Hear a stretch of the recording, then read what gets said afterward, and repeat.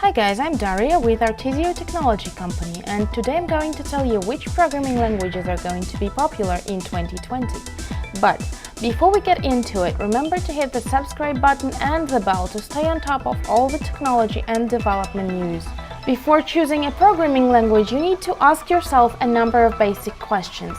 The first one would be, what competences do people in your company have?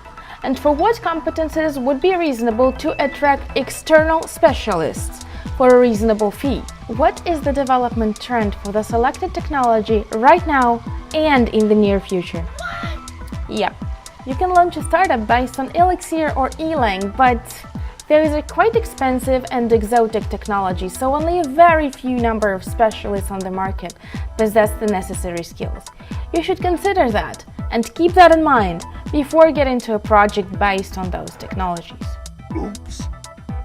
The choice of programming languages should also be based on the features and capabilities that your company already has. For example, a large corporation having free time, stable income, and free human resources can invest in technologies that are already popular or gaining popularity right now and in the near future.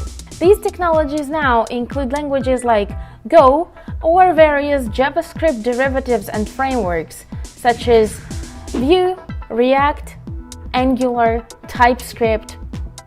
Well, that's a number.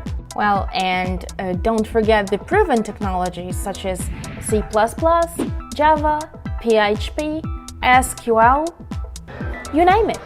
Large corporations are behind PHP, Python, and JavaScript because those programming languages have already taken their niche on the market. For example, there is no alternative to JavaScript in front-end development. Python is popular in the niche of research and scientific programming, machine learning, artificial intelligence. All of them have widest ecosystems already on the market. That's all for now. That was Daria. Remember to hit the bell and subscribe button to be always on top of the emerging trends in technology.